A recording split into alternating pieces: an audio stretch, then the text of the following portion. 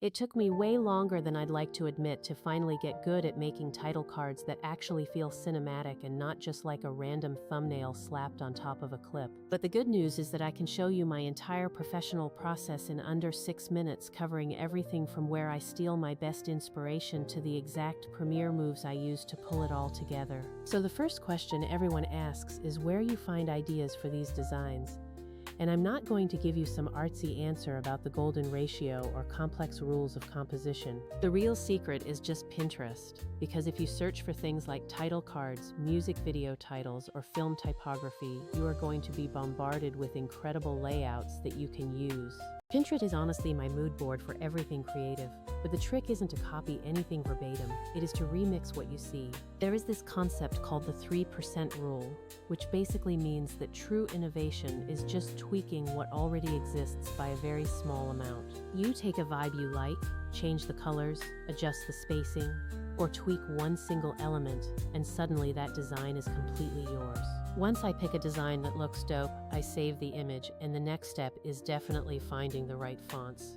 I usually head over to sites like Dafont because they have tons of free fonts for personal projects, whether you need something cartoonish, retro, or a clean script style. I personally love mixing a condensed sans serif for my main headers with a stylish script font for that extra flavor and personality. Now open up Premiere Pro and drag your inspiration image onto the timeline, scaling it up until it fills the frame so you can use it as a guide. Drop the opacity way down to about 20 or 30%, and then lock that layer so it stays put while you work on top of it. Grab your type tool and slap down your main title text, moving it above that image layer so you can see it clearly as you build your layout. Head into the Essential Graphics panel and increase the scale so your header really dominates the frame, keeping it all caps if you want that bold, modern look. Pick a color that is close to your reference.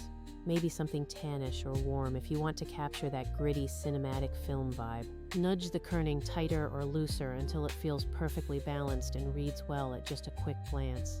To center everything perfectly, use those align tools in the graphics panel because good titles always feel balanced and intentional. Next, create a line of smaller subtext under the main title for director credits or production info, and use a lighter weight font so it doesn't compete with your header. If you do not have real copy yet, just use a lorem ipsum generator to fill in placeholder text, and maybe add a year to give it that technical film catalog flair. Tabs and spacing are your best friends here because they make the whole card look deliberate rather than something that was just slapped on at the last minute. Now for a bit of personality, duplicate your main title layer, change its color to a bold accent, and swap the font to a script for some nice contrast. My go-to script is something stylish and readable, but just make sure you don't set the script to all caps because that usually looks a bit strange. Scale the script to sit nicely across or behind the main header so the two styles talk to each other in a clean, aesthetic way. For some small detail work, I love adding a tiny icon like a classic film studio logo, setting the blend mode to screen so it looks perfectly embedded. You can add a tint effect to recolor it so it matches your specific palette, which makes it feel like an original part of the design rather than a foreign element. I also like to apply a subtle Gaussian blur or a tiny noise layer to the script so it isn't razor sharp, because those little imperfections really add character. Overlaying a grain or film scan texture on top of everything at a very low opacity is another great way to tie the whole card together. Boom, you now have a clean, professional title card made in Premiere, but the reality is that this entire process takes a significant amount of time.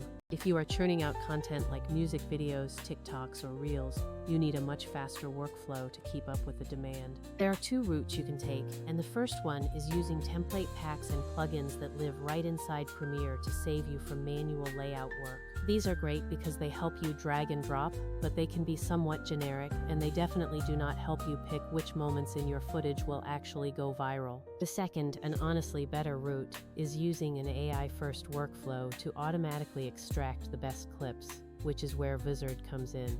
Vizard doesn't replace your creative typography choices, but it solves the huge pain point of finding viral-ready moments in long videos and turning them into post-ready clips. I run my raw footage through Vizard, and it automatically highlights high-engagement moments, saving me hours of hunting through footage. I then import those clips into Premiere, apply my custom title card templates, tweak the colors, and I am ready to export in minutes. Vizard also has an auto schedule and content calendar feature, so I am not just saving time on design, I am saving the massive mental overhead of content planning.